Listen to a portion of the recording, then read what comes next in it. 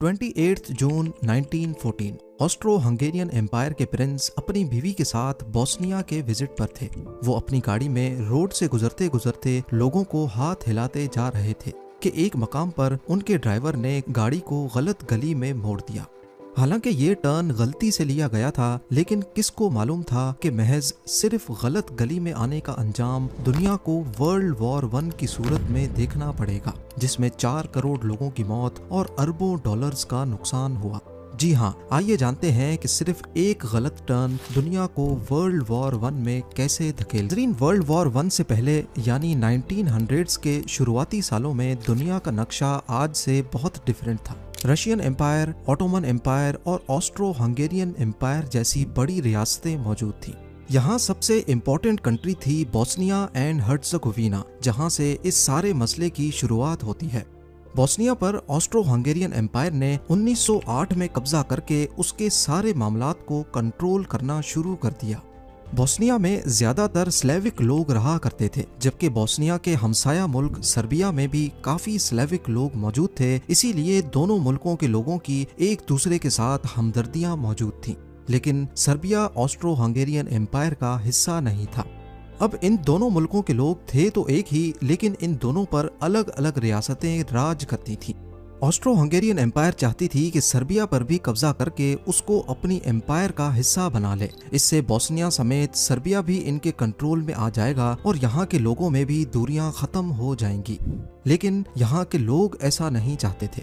Slavic लोगों में Austro Hungarian empire के इस प्लान को लेकर काफी गम और गुस्सा पाया जाने लगा। उनकी ख्वाहिश थी कि सर्बिया, बोस्निया एंड हर्ट्ज़गोविना, जहाँ स्लेविक लोग रहते हैं, ये सब एक ही आज़ाद मुल्क बना लें, जिसे ग्रेटर सर्बिया या फिर यूगोस्लाविया का नाम दिया जाए। लेकिन फिलहाल उनके पास ऑस्ट्रो हंगेरियन एम्पायर से नफरत करने के सिवा कोई ऑप्शन नहीं था। शायद ऑस्ट्रो हंगेरियन एम्पायर सर्बिया पर हमला कर भी लेती, लेकिन उनको डर था रशिया से, क्योंकि रशिया नहीं चाहता था कि ऑस्ट्रो हंगेरियन एम्पायर इस रीजन में ज्यादा ग्रो करे। इसलिए रशिया से लड़ने के लिए ऑस्ट्रो हंगेरियन एम्पायर ने जर्मनी को अपने साथ मिलाकर उनको बैकअप पर रख दिया और रशिया ने फ्रांस के साथ अलायंस बना ली। वहां सर्बिया और बोस्निया के नेशनलिस्ट ने आहिस्ता आहिस्ता अपनी आज़ादी के लिए ऑर्गेनाइजेशंस बनाना शुरू कर दी। पहले तो इन ऑर्गेनाइजेशंस का मकसद सिर्फ ऑस्ट्रो हंगेरियन एम्पायर के खिलाफ प्रोटेस्ट करने का था, लेकिन वक्त के साथ साथ ये मिलिटेंट ऑर्गेनाइजेशंस में तब्दील होकर खून रेजी पर उतर आई। इसी दौरान एक और तंजीम वजूद में आई जिसे ब्लैक हैंड का नाम दिया गया। इस तंजीम का नारा था कि वो ग्रेटर सर्बिया या यूगोस्लाविया बनाकर ही दम लेंगे। अपने मकसद को पूरा करने के लिए ये तंजीम, ये ऑर्गेनाइजेशन किसी की जान लेने को भी तैयार थी। इसी बीच एक 19 साल का लड़का गैवरिलो प्रिंसिप भी था, जो हमेशा से आज़ाद मुल्क यूगोस्लाविया का ख्वाब देखा करता था। उसने भी ब्लैक हैंड ऑर्गेनाइजेशन को ज्वाइन कर लिया और अब वो लोग दिन रात काम करने लगे कि किस तरह ऑस्ट्रो हंगेरियन एम्पायर से बदला लिया जाए और उनसे जान छुड़ाई जाए। उन्होंने कई मर्तबा ऑस्ट्रो हंगेरियन एम्पायर के ऑफिशियल्स पर हमले भी किए, लेकिन उनको किसी भी तरह एम्पायर से छुटकारा नहीं मिल रहा था। फास्ट फॉरवर्ड करके आते हैं 1914 में। इसी बीच उनको खबर मिली कि ऑस्ट्रो हंगेरियन एम्पायर का Prince arch Duke Franz Ferdinand Bosnia visit करने वाला है। ऑस्ट्रियन एम्पायर का प्रिंस अपनी एम्पायर का बादशाह बनने वाला था और सर्बिया पर कब्जा करने का सारा प्लान भी इसी का था। ब्लैक हैंड ऑर्गेनाइजेशन के मेंबर्स को किसी भी सूरत इस प्रिंस को किंग बनने से रोकना था। ये खबर मिलते ही ब्लैक हैंड के मेंबर्स खुश हुए और उनके दिमाग में एक खतरनाक प्लान जन्म लेने लगा। सबसे पहले प्रिंस आर्च ड्यूक के विजिट वाले दिन उसके रूट का पता लगाया गया। मालूम पड़ा कि वो सिटी हॉल में एक नए म्यूजियम की इनॉग्रेशन करने वाले हैं। ब्लैक हैंड के मेंबर्स ने प्लान बनाया कि उनके 3 लोग डिफरेंट लोकेशंस पर लोगों के हजूम में खड़े होंगे। प्रिंस की गाड़ी जिस मेंबर के सामने से भी गुजरेगी, वो पहले ग्रेनेड फेंकेगा और फिर साइनाइड पिल यानी कि जान लेने वाली दवाई खाकर पास मौजूद दरिया में कूद जाएगा। प्लान का मकसद ये था कि प्रिंस को मारने के बाद मारने वाला भी मर जाए। अगर साइनाइड पिल ने काम ना भी किया तो दरिया में कूदने के बाद तो उसकी मौत पक्की है। ऐसा इस वजह से किया जा रहा था क्योंकि ब्लैक हैंड एक सीक्रेट ऑर्गेनाइजेशन थी और वो नहीं चाहते थे कि किसी भी तरह उनके प्लान्स का किसी को पता चल सके। जहां ब्लैक हैंड के मेंबर्स ये सारा प्लान बना रहे थे, वहीं गैवरिलो प्रिंसिप, जिसमें बचपन से ही आजादी का जुनून सवार था, वो प्रिंस को मारने के लिए अपना अलग प्लान बना रहा था। 28 जून 1914 ये वो दिन था जब इस प्लान को एग्जीक्यूट करना था। लेकिन प्लान बनाना हमेशा आसान होता है और उस पर अमल करना बहुत मुश्किल। ब्लैक हैंड्स की जानिब से भेजे गए लोगों को ऐसे काम का पहले कोई तजर्बा नहीं था। जब प्रिंस और उसकी वाइफ का काफिला अवाम के सामने से गुजरा तो पहले नंबर वाला आदमी डर के मारे ग्रेनेड फेंक ही ना सका। जब गाड़ी दूसरे नंबर वाले आदमी के सामने से गुजरी तो वो भी कांपने लगा और जितनी देर वो सोच रहा था इतनी देर में गाड़ी गुजर गई। अब सारी जिम्मेदारी तीसरे आदमी पर थी। उसके सामने से जब प्रिंस की गाड़ी गुजरी तो उसने जल्दी से बॉम्ब फेंक दिया, लेकिन उसका निशाना ठीक नहीं था। ग्रेनेड प्रिंस की गाड़ी के बजाय पिछली गाड़ी से भी कुछ दूर जा गिरा, जिससे क्राउड में मौजूद 20 लोग जख्मी हुए, जबकि प्रिंस समेत किसी की भी जान नहीं गई। ये काम करते ही उसने जल्दी से अपनी साइनाइड पिल खा ली, जो कि पुरानी होने की वजह से नाकारा हो चुकी थी। उस कैप्सूल ने उसकी जान तो नहीं ली, बल्कि सिर्फ उसे हल्की सी उल्टी हुई। ये सब करने के बाद उसने प्लान के मुताबिक दरिया में छलांग लगा ली। लेकिन शायद आज उसकी किस्मत खराब थी।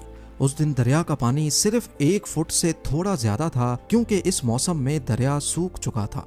पुलिस ने मौके पर पहुंचकर उसे अरेस्ट कर लिया और इस तरह प्रिंस के कत्ल की साजिश नाकाम हो गई। लेकिन कहानी में ट्विस्ट अभी बाकी है। गैवरिलो प्रिंसिप अभी भी अपने खुफिया मिशन पर मौजूद था। बॉम्ब फटने के बाद फौरन प्रिंस और उसकी वाइफ को सिक्योरिटी में ले जाकर सिक्योर जगह पहुंचा दिया गया। प्रिंस आर्च ड्यूक गुस्से में बोस्निया के मेयर से शिकायत करते हैं कि हम आपके शहर विजिट करने आए थे, लेकिन आपने तो हमारा इस्तकबाल बॉम्ब से किया है। प्रिंस को जब बताया जाता है कि बॉम्ब फटने की वजह से 20 लोग जख्मी हैं, तो प्रिंस फौरी तौर पर अपना शेड्यूल चेंज करके म्यूजियम के बजाय हॉस्पिटल जाने का फैसला करते हैं, ताकि जख्मियों की खैर खबर मालूम की जा सके। लेकिन शेड्यूल और रूट चेंज होने की इतला उनकी गाड़ी के ड्राइवर को नहीं दी जाती। प्रिंस दोबारा आकर अपनी गाड़ी में अपनी वाइफ के साथ बैठ जाते हैं और हॉस्पिटल की तरफ रवाना हो जाते हैं। दूसरी जानिब गैवरिलो प्रिंसिप म्यूजियम जाने वाले रोड पर खड़ा प्रिंस पर हमला करने का वेट कर रहा होता है। इतने में प्रिंस की गाड़ी म्यूजियम जाने के लिए टर्न करती है। ड्राइवर, जिसको मालूम नहीं था कि प्रिंस को हॉस्पिटल जाना है, वो गाड़ी को म्यूजियम की तरफ मोड़ता है, उसी मोड़ पर जहां गैवरिलो प्रिंसिप खड़ा है। फौरी तौर पर स्टाफ ड्राइवर को शेड्यूल के बारे में बताता है और गाड़ी को टर्न करके हॉस्पिटल जाने का कहता है। रिवर्स करते हुए गाड़ी की रफ्तार काफी स्लो हो जाती है और गैवरिलो प्रिंसिप के लिए इससे अच्छा मौका नहीं था। वो अपनी पिस्टल निकालता है और गाड़ी पर फायर कर देता है। प्रिंस आर्च ड्यूक और उसकी वाइफ मौके पर ही मारे जाते हैं। जब प्रिंस की मौत की खबर ऑस्ट्रो हंगेरियन एम्पायर के बादशाह तक पहुंचती है तो वो गुस्से में आकर सर्बिया पर हमला कर देता है। दूसरी जानिब रशिया, जो पहले से ही सर्बिया को सपोर्ट कर रहा था, उसने समझा कि शायद ऑस्ट्रो हंगेरियन एम्पायर सर्बिया पर कब्जा करना चाहता है। इसीलिए वो सर्बिया के बिहाफ पर ऑस्ट्रो हंगेरियन एम्पायर के खिलाफ खड़ा हो जाता है। उधर जर्मन एम्पायर ने पहले से ऑस्ट्रो हंगेरियन एम्पायर की सपोर्ट का ऐलान कर रखा था, वो भी रशिया के मुकाबले में आ जाती है। ये देखते हुए फ्रांस, जो पहले न्यूट्रल रहने का इरादा कर रहा था, वो भी रशिया के साथ मिलकर जर्मनी पर हमला करता है। ऑटोमन एम्पायर को कमजोर करने में फ्रांस और रशिया का बड़ा हाथ था। इसी वजह से वो जर्मनी की सपोर्ट में अपने हथियार निकाल लेते हैं। यूनाइटेड किंगडम, जिसने फ्रांस के साथ मिलकर मिडिल ईस्ट में ऑटोमन एम्पायर को खत्म करने की साजिश की थी, वो फ्रांस के साथ जा मिलते हैं। देखते ही देखते इस जंग में जापान और यूएसए की भी एंट्री होती है और एक गलत टर्न लेने की वजह से वर्ल्ड वॉर 1 का आगाज हो जाता है। कहा जाता है कि अगर उस दिन प्रिंस की गाड़ी ये रॉन्ग टर्न ना लेती तो शायद उसकी मौत नहीं होती और यूं वर्ल्ड वॉर 1 शुरू होने का मौका नहीं मिल पाता। सिर्फ एक जान जाने की वजह से वर्ल्ड वॉर 1 में 4 करोड़ लोग मारे गए और जंग की वजह से जो मिलिट्री एक मुल्क से दूसरे मुल्क ट्रांसफर हुई, उनकी वजह से जानलेवा स्पेनिश फ्लू भी पूरी दुनिया में फैल गया, जो 5 करोड़ से ज्यादा जानें ले उड़ा। इस सब के अलावा जो पूरी दुनिया को इकोनॉमिक इश्यूज का सामना करना पड़ा और जो फाइनेंशियल लॉस हुआ, उसका अंदाजा लगाना भी काफी मुश्किल है। वैसे आपको एक फन फैक्ट बताता चलूं कि वर्ल्ड वॉर 1 का सीज फायर प्रिंस की मौत के 4 साल के बाद 11 नवंबर 1918 को साइन किया गया था, यानी 11-11-18, और प्रिंस आर्च ड्यूक की गाड़ी का नंबर भी 11-11-18 ही था। क्या ये वाकई कोई को इंसिडेंस है या फिर इसके पीछे